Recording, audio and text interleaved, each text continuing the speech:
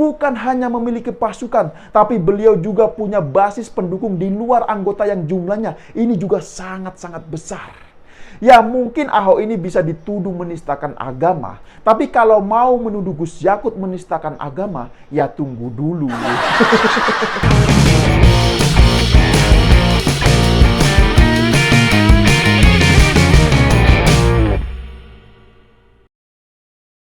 Ya, jumpa lagi dengan saya Yusuf Muhammad.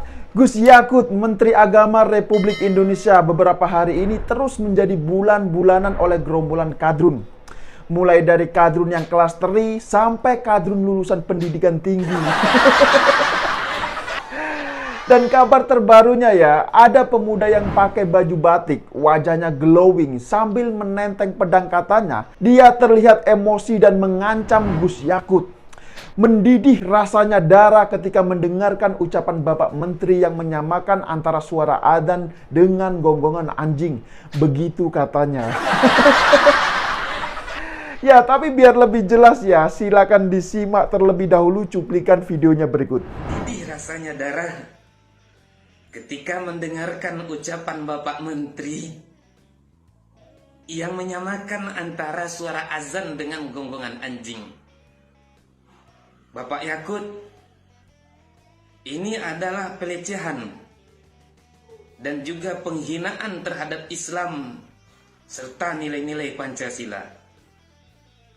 Bapak Yakut, kami umat Islam azan dengan pengeras suara bukan sehari dua hari di NKRI ini.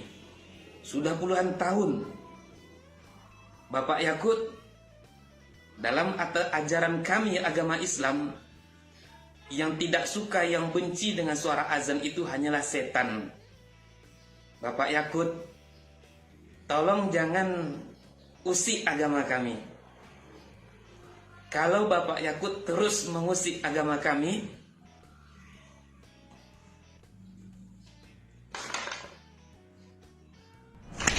nah, gimana pendapat Anda setelah melihat video barusan? Parah sekali kan apa yang diucapkan oleh orang ini? Terus pertanyaannya, apakah yang seperti ini masih terus dibiarkan? Ya menurut saya orang-orang yang seperti ini harus segera ditangkap oleh pihak kepolisian.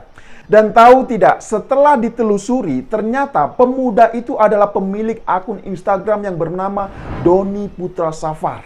Dalam bionya tertulis bahwa dia adalah lulusan S3. Jadi dia ini tergolong kadrun yang berpendidikan tinggi. Nah lucunya, tidak lama setelah videonya itu viral, yang membawa pedang itu viral, akunnya pun ini tiba-tiba di private. Dan tidak lama setelah akunnya di private, tiba-tiba akunnya pun ini menghilang coba. Ya mungkin dia ini ketakutan karena diserbu oleh netizen plus 62. Tahu sendiri kan gimana netizen plus 62 kalau sudah melancarkan serangannya. Ya pasti menakutkan sekali. Ya tapi kalau dipikir-pikir ya, memang lucu perilaku gerombolan kadrun ini. Mereka sukanya bertindak dulu baru mikir. Padahal kalau orang waras itu kan mikir dulu baru bertindak. Bener gak? Ya bener lah, masa enggak? Mereka ini kalau dipikir-pikir memang gampang sekali tersulut emosi. Padahal kan sudah sangat-sangat jelas di video asli yang ditayangkan oleh Kompas TV, tidak ada statement kata adzan yang diucapkan oleh Gus Yakut untuk menyamakan ataupun membandingkan dengan gonggongan suara anjing. Untuk videonya nanti silakan bisa disimak di akhir video ini. Silakan bisa disimak dengan lengkap dan detail. Nah, bahkan Roy Suryo yang sebelumnya sempat melaporkan Gus Yakut juga telah mengakuinya bahwa Menteri Agama tidak ada menyebut kata adzan. Lah terus kenapa masih digoreng oleh kadrun coba? Jadi semakin jelas memang dari kejadian ini ya, banyak pihak yang ingin memelintir dan juga memframing jahat terhadap apa yang disampaikan oleh Gus Yakut terkait dengan pengaturan TOA ini. Dan ternyata sudah bisa ditebak bahwa yang banyak memelintir ucapan Gus Yakut itu adalah mereka yang afiliasinya yaitu HTI dan FPI. Hal itu bisa dilihat dari apa yang terjadi di Sumatera Utara, yang mana ada sekumpulan emak-emak mendemo Gus Yakut dengan membawa simbol HTI. Bahkan tidak hanya itu, di tempat lain juga terjadi hal yang serupa. Ya sekarang contoh video viral para perempuan berjilbab panjang. Mereka ini mengajak dan mengacungkan jari tengahnya kepada banner yang bergambar Gus Yakut. Ya, tapi biar lebih jelas ya, silakan disimak terlebih dahulu cuplikan videonya berikut.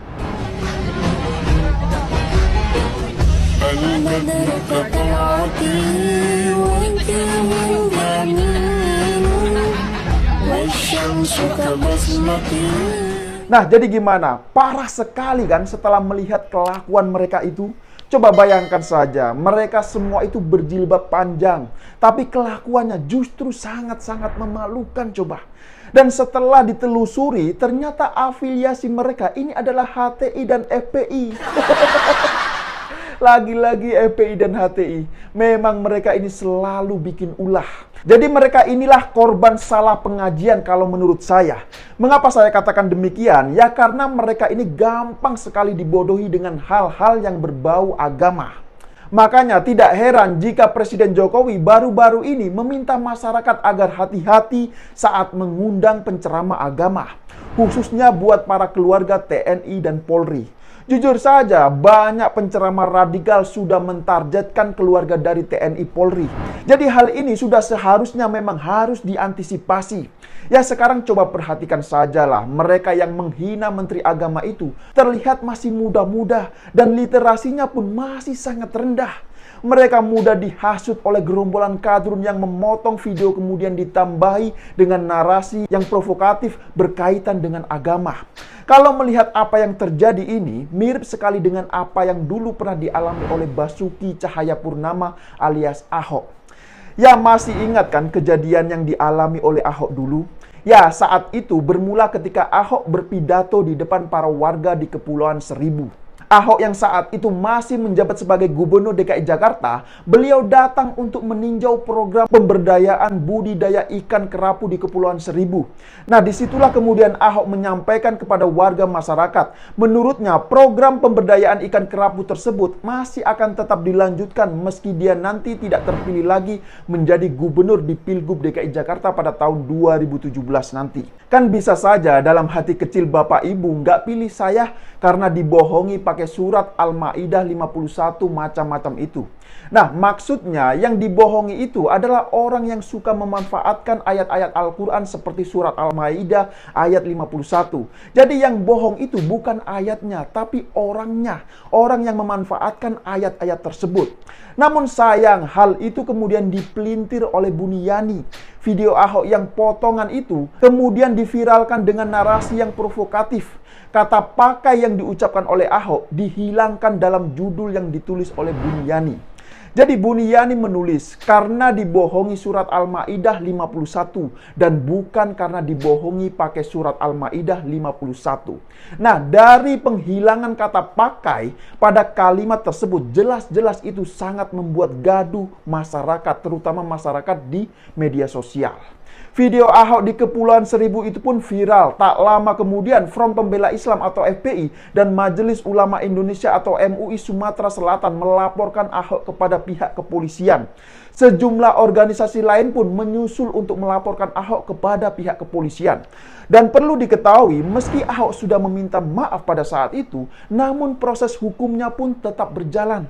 Dan atas desakan banyak pihak masyarakat, kemudian Ahok pun menjadi tersangka dan kemudian ditahan selama 2 tahun penjara. Nah, di lain sisi, Anies Baswedan yang sempat bersaing di Pilkada DKI Jakarta, pada saat itu pun dia ini naik tahta di kursi DKI 1. Ya, meskipun dengan cara jualan ayat dan penistaan agama dari para pendukungnya. Luar biasa memang strategi mereka ini.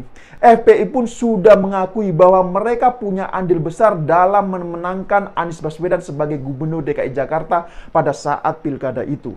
Dan melihat semua fenomena ini ya, nampaknya Menteri Agama Gus Yakut juga sudah menjadi target untuk diahokkan oleh gerombolan kadrun. Ya gerak-gerik mereka ini sudah bisa dibaca. Ya tapi sayangnya mereka ini salah lawan. Target yang mereka jadikan sasaran kali ini bukan Ahok, tapi Menteri Agama yang juga sekaligus mantan Ketua GP Ansor yang pasukannya ini jutaan di Indonesia. Bukan hanya memiliki pasukan, tapi beliau juga punya basis pendukung di luar anggota yang jumlahnya ini juga sangat-sangat besar. Ya mungkin Ahok ini bisa dituduh menistakan agama, tapi kalau mau menuduh Gus Yakut menistakan agama, ya tunggu dulu. Tidak semudah yang mereka pikirkan. Nah, banyak kemudian pertanyaan, mengapa Gus Yakut dijadikan target oleh Kadrun? Ya karena Gus Yakut ini sebagai Menteri Agama sangat-sangat menjunjung tinggi nilai-nilai toleransi dan keberagaman antar umat beragama. Beliau juga ini sangat-sangat anti terhadap radikalisme. Sedangkan kita tahu sendiri kan, gimana kelakuan Kadrun di luar sana. Mereka ini berteman dengan yang beda iman saja, langsung pada ketakutan coba. Dan seperti biasa, dari serangkaian serangan yang ditujukan kepada Menteri Agama, banyak juga yang sudah menyesali perbuatannya. Dan mereka ini pun meminta maaf dengan modal materai Rp10.000. Jadi buat para pemfitnah Menteri Agama Gus Yakut ya, silakan saja kalian terus saja memfitnah. Tapi saya yakin bahwasanya kebenaran akan selalu menemukan jalannya. Nah, jadi gimana? Apakah sampai di sini sudah paham semua? Ya, silakan berikan komentar di bawah. Ya, saya kira demikian dulu opini singkat Okidum kali ini. Pesan saya, jaga terus NKRI. Ya, saya pikir itu. Terima kasih buat yang sudah like dan menonton video ini dari awal hingga akhir. Dan sampai jumpa di episode Okidum selanjutnya. Karena kita tahu, misalnya ya, kita tahu di daerah yang mayoritas muslim. Hampir setiap 100 meter, 200 meter itu ada musola masjid. Ya, bayangkan kalau kemudian dalam waktu yang bersamaan mereka semua menyalakan toanya di atas, kayak apa? Itu bukan lagi syiar, tapi menjadi gangguan buat sekitarnya. Kita bayangkan lagi, kita ini muslim, saya ini muslim saya hidup di lingkungan non muslim. Ya, kemudian rumah ibadah saudara-saudara kita non muslim itu bunyikan toa sehari 5 kali dengan kenceng-kenceng secara bersamaan, itu rasanya bagaimana? Yang paling sederhana lagi, tetangga kita ini kalau kita hidup dalam satu komplek itu misalnya, kiri kanan depan belakang pelihara anjing semua. Misalnya menggonggong dalam waktu yang bersamaan, kita ini terganggu enggak? Artinya apa? Bahwa suara-suara ya, suara-suara ini, apapun suara itu ya, ini harus kita atur supaya tidak menjadi gangguan. Ya, speaker di musola masjid monggo dipakai, silahkan dipakai, tetapi tolong diatur agar tidak ada yang merasa terganggu, agar niat menggunakan toa, menggunakan speaker sebagai sarana, sebagai wasilah untuk syiar, melakukan syiar tetap bisa dilaksanakan tanpa harus mengganggu mereka yang mungkin tidak sama dengan keyakinan kita, berbeda keyakinan, kita harus tetap hargai. Itu aja intinya. Jadi saya kira dukungan juga banyak atas ini, karena di alam bawah sadar kita kan pasti mengakui itu. Kawan-kawan wartawan ini juga pasti merasakan itu, bagaimana kalau suara itu tidak diatur pasti mengganggu. Truk itu kalau banyak di sekitar kita diam di satu tempat, kemudian misalnya ada truk kiri kanan kita, depan belakang kita, mereka nyalakan mesin sama-sama, kita pasti terganggu. Suara-suara yang tidak diatur itu pasti akan menjadi gangguan untuk kita.